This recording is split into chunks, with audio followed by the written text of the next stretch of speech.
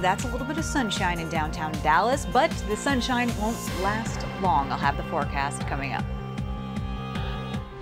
Live and local for all North Texas.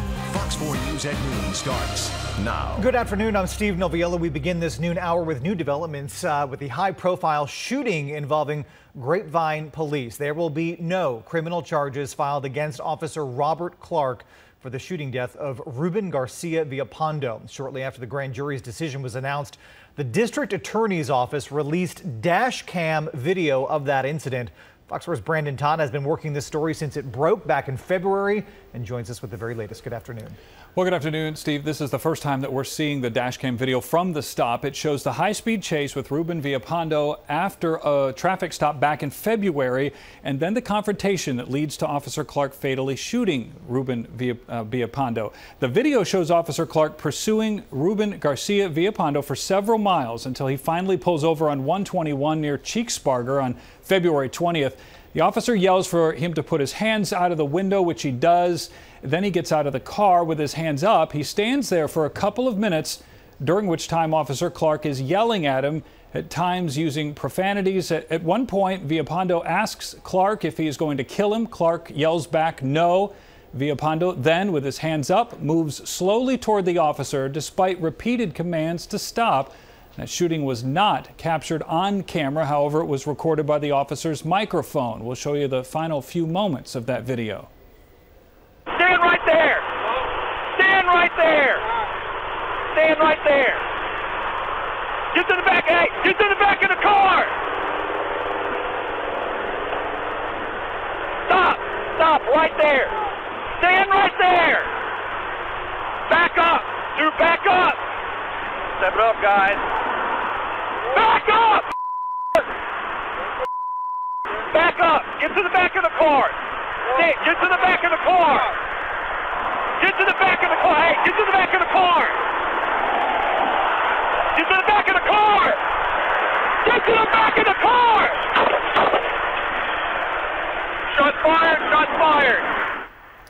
The attorney representing Garcia Villapando's family says the shooting was not justified, and the case sparked protests from the family and community activists over recent weeks. The autopsy showed Garcia Villapando was intoxicated nearly twice the legal limit at the time of his death. Now, the Tarrant County District Attorney's Office issued a statement saying that the grand jurors were given open access to all the evidence and heard testimony from witnesses representing both Garcia Villapando and Officer Clark. The family is expected to speak at a news conference later this afternoon. Of course, we'll have more on that in our later newscasts. Steve? All right, Brandon Todd in our Dallas newsroom. We thank you a bunch. Parts of downtown Waco are on lockdown this afternoon. Officials are stopping and questioning some motorcycle riders in the area. This, of course, as law enforcement is on high alert after a deadly shootout between rival biker gangs. Moments ago, police gave us an update on that investigation and those arrested. Dan Godwin live for us right now in Waco. He's been following this story since early this morning. Dan, what's the very latest? Well, Steve, Sergeant Patrick Swanton with the Waco Police is just coming to the end, wrapping up his latest update for the news media. Still lots of activity at this restaurant location, a full 24 hours after the gun battle here. There is a tremendous amount of evidence to process and to gather up. We want to show you some video that we shot a little bit earlier this morning. It shows a number of well-armed officers on the scene of this Twin Peaks restaurant and bar. In addition to helping with the investigation, they're also providing security. Police say there have been credible threats against officers in the aftermath of the shooting from gang members. 170 people have been arrested and booked into the McLennan County Jail on charges of engaging in organized crime. Now, some of those people may face additional charges later. Police say at least 5 biker gangs met here on Sunday to discuss recruitment and turf. A dispute that started in the bathroom ended up spilling into the parking lot. A gun battle between gang members resulted in 9 people dead, 18 wounded. There were 18 Waco police officers, including SWAT members here and state troopers, before the shooting. Now, they were deployed here just in case trouble broke out. Those officers opened fire on the gang members who were shooting at each other, and police say that law enforcement presence was crucial. Those officers, along with Texas Department of Public Safety members, quickly moved in, started taking fire from the biker gangs, returned some fire, and were able to contain an extremely volatile situation in a small space in a very quick amount of time, potentially saving many lives yesterday afternoon. Times you see in movies, somebody gets shot. Waco police said they had contacted this Twin Peaks a couple of months ago, urged the restaurant to not allow Sunday's meeting to happen here because they were told, their intel told them there might be trouble. Police say the restaurant went ahead and let the gang members in and did not cooperate with police. Now, this location of Twin Peaks issued a statement that reads in part, "We're horrified by the criminal violent acts that occurred outside our Waco restaurant. Our management team has had ongoing and positive communication with the police, and we will continue to work with them and cooperate with police as they investigate this terrible crime." Now, Waco police have said the last part of that statement from this Twin Peaks location is a fabrication. Waco police emphasizing that the restaurant did not cooperate with police. And earlier this morning, Texas Alcohol Beverage Commission announced that the liquor license for this restaurant is being suspended for 7 days, and the corporate office of Twin Peaks, based in Dallas, has announced that the franchise agreement with this location is being suspended immediately, so this restaurant can no longer operate as Twin Peaks. Waco police have said they hope the restaurant simply closes down at least for the next 7 days while their liquor license is suspended. Meanwhile, the investigation, the evidence gathering continues. There is a lot of it to do. Steve, back to you. All right, Dan Godwin live for us in Waco this afternoon. We appreciate it. Emotional testimony today in the trial for a man charged with the vicious murder of his ex-wife. Delvecchio Patrick is accused of the strangulation death of Deanna Cook 2.5 years ago. She was on the phone with 911 as she was being killed. But when police got to her home and no one answered, they left. This morning, Deanna's mother was the first witness called. She talked about the last time she saw Deanna and how she and another daughter found her body. Sean Rabb is in the courtroom right now. He says people are crying and saw jurors wiping their tears from their eyes. The case led to an overhaul of the Dallas 911 system. All right, an overhaul to the weather out there. Humid start to your day, but as far as the week goes, things are going to be a bit quiet today in comparison to what could be coming. And of course, we all know even a little bit of rain could mean some big flooding. Meteorologist Ali Turiano, you have been a hard-working woman. The whole department. Busy. We've got a great crew, and we'll still be here throughout the week tracking showers and thunderstorms in the forecast for you. But right now, a lot of us are quiet, and we're even seeing some sunshine. It's been a while since we've been able to say that.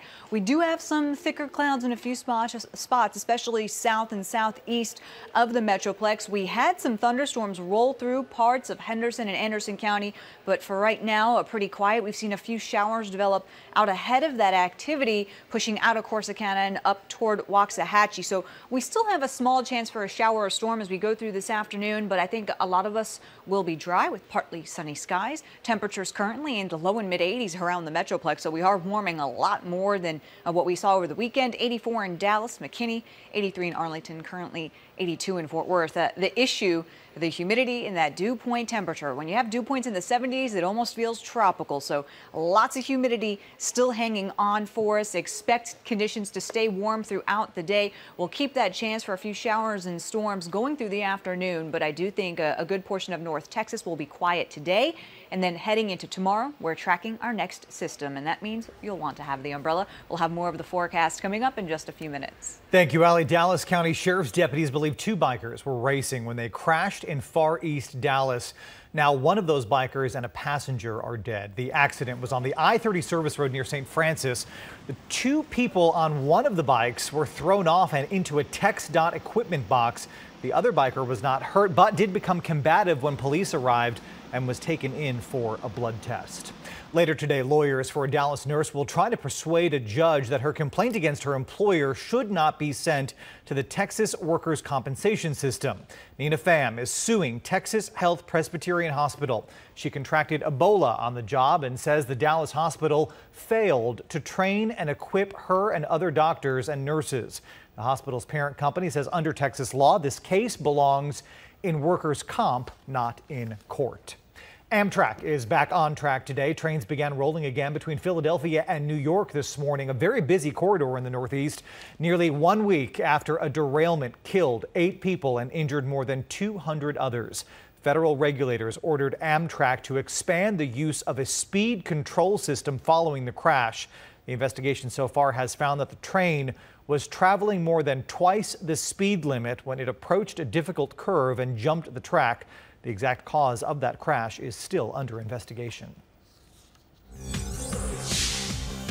Coming up next on Fox 4 News at noon, more people caught off guard by rising floodwaters, how some got help from a man and his drone. Next.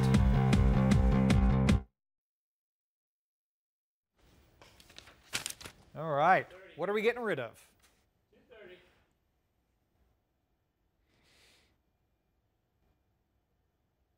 Okay, I'll take it. Out of the break on Cam 1. People were getting rescued from rising floodwaters, Johnson County, south of Fort Worth. Many were caught off guard, including the Castle family, who lives off FM 157 near Venus. Their home is on stilts, but the floodwater came so fast it surrounded their home. They called 911, but the boat could not get to them because of the fast-moving water. National Guard helicopter was called in to rescue the family. Family says their animals are home and safe. 8 people in all were rescued, including 4 people from 2 vehicles swept off rural roads. 1 man was plucked out of a tree.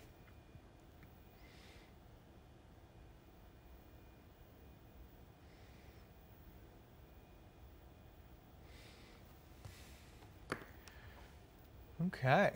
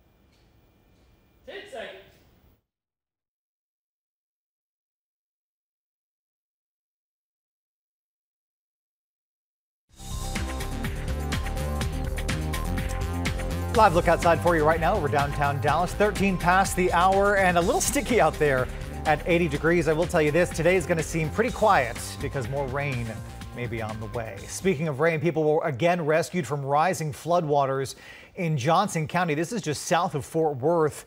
Take a look at these pictures. Many people caught off guard, including the Castle family, who lives off FM 157 near Venus. Now, their home is on stilts, but those floodwaters, they came in so fast that their home was suddenly surrounded. The folks called 911, but the boat could not get them out because that water was moving so fast. A National Guard helicopter, the one we just showed you, was called in to rescue that family.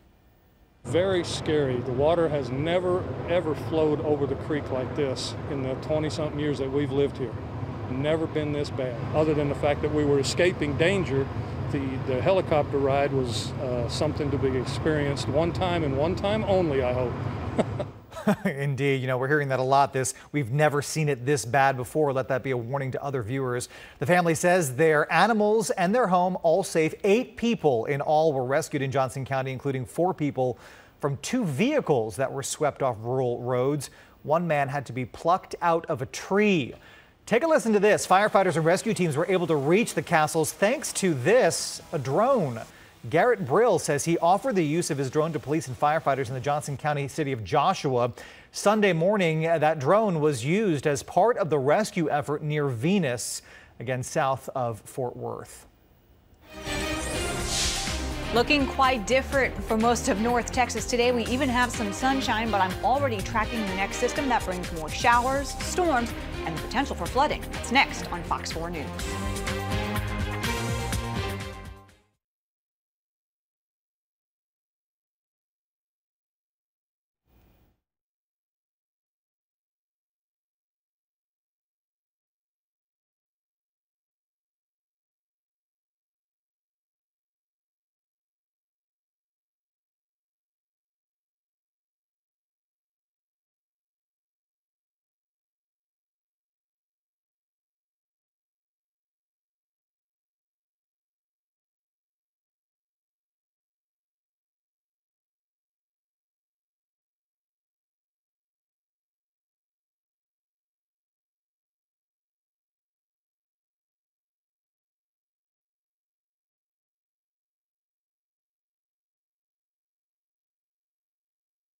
Randomly and yeah.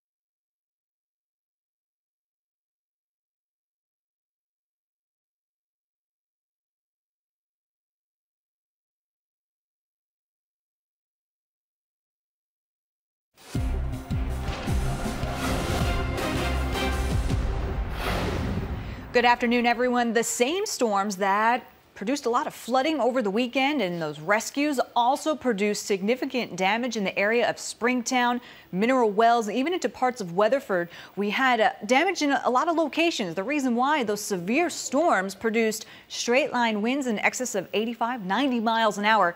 That's equivalent to an EF1 tornado. Very strong, severe storms. And then as they made their way to the Metroplex and parts of Johnson County and Ellis County, they weakened, but that's when we had the flooding concerns. So we're trying to clean up the mess from that. Today's a good day to do it. If you can get outside, please do so. It's been a while since we've seen some sunshine.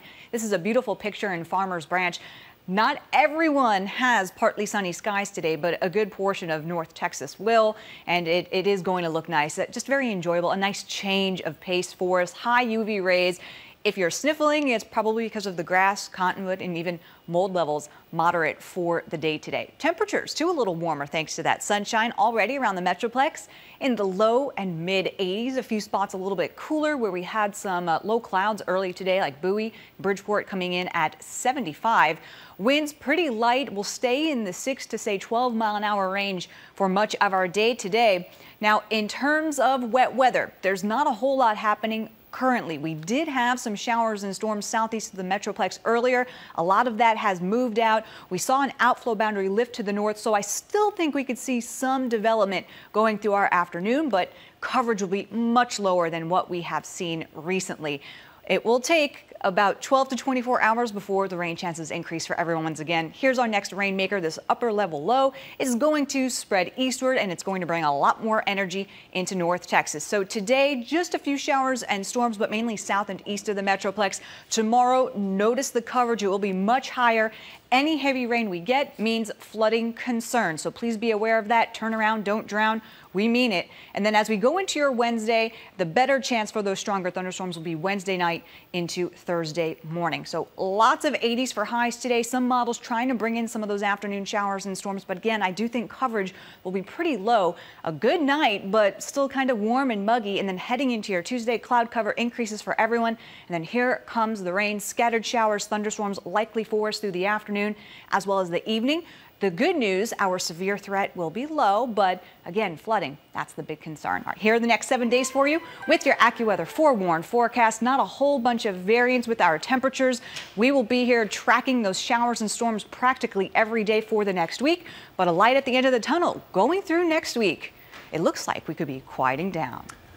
Well, here's the upside to all of that very wet weather this spring. It has the Tarrant Regional Water District lifting water restrictions. Yeah, they end today after 2 years. Home and business owners in Arlington, Mansfield, and most of Tarrant County are no longer limited to watering twice a week. The only Tarrant County city still limited to watering twice a week is Fort Worth. Stick around, there is plenty more to come this noon hour, including this, a fuel-efficient muscle car. The iconic vehicle that just got a major makeover when it's coming to showrooms next.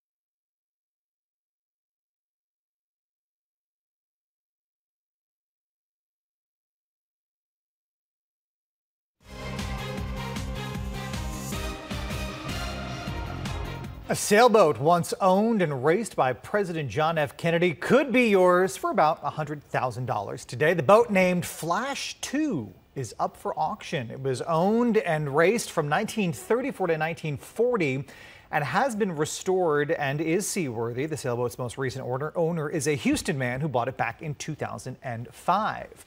All right, muscle car fans, take a look at this. General Motors has unveiled the completely redesigned Chevy Camaro. It's sleeker and weighs about 200 pounds less than current models. Less weight, of course, means better fuel economy. This one gets more than 30 miles per gallon on the highway. The new model will hit the market later this year, just before Camaro's 50th birthday. You can travel on beautiful highways where the beautiful bluebonnets grow. You know the sound of that voice. It is Willie Nelson with the new Don't Mess with Texas campaign. Starting today, you will now see the public service announcement. TxDOT estimates the annual cost of cleaning up state highways more than $30 million a year. The Fox 4 event this weekend, Shred Day in Dallas. We set a world record, folks. The Guinness Book folks confirmed that we shredded 402,000 pounds of paper. That easily breaks the earlier record. The event, of course, sponsored by us here at Fox 4, Comerica, and Iron Mountain. Our thanks to everybody who came out. And let's take you outside for a live look right now. This is the big airport, DFW. Humid afternoon. No big chances for rain today, although it feels like it out there. It's all changing. Allie is back in a moment with your full forecast.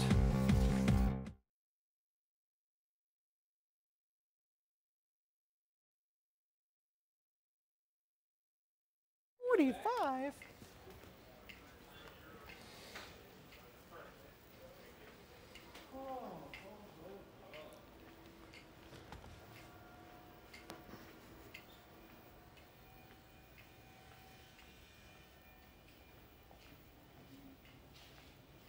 I wonder if Salada is open yet across the street. I don't know. I want a salad from there. There's nothing else there that I want to eat.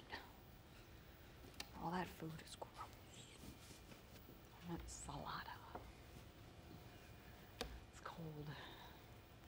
Always cold. How was your weekend? Good. Good.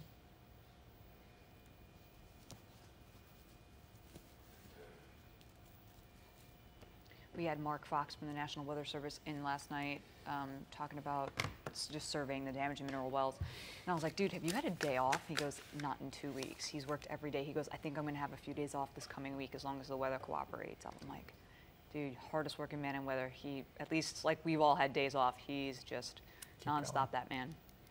Yeah.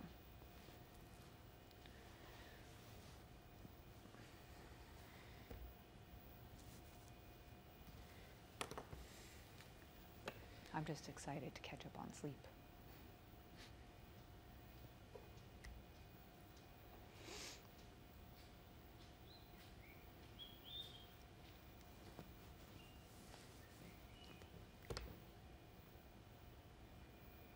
I hate this time of year. All of my TV shows are now doing their finales, so now I got nothing to watch.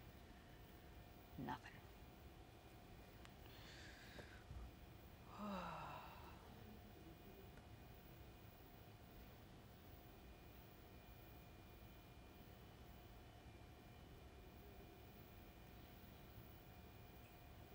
So Bill's back, Larry, so you actually are no more doubles for you.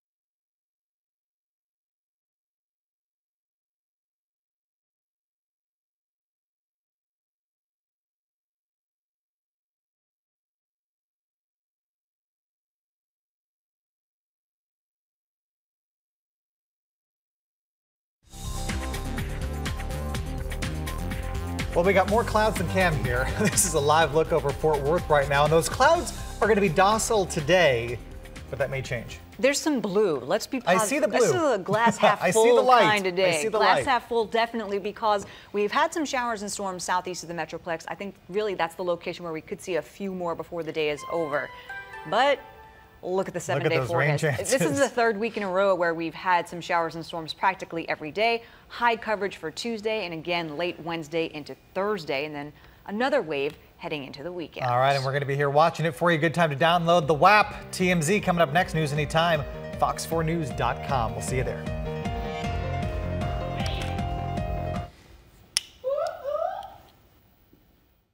Once we get to July, there'll be nothing going on, and I'll have nothing to talk about. When we get to July, I'll have nothing to talk about.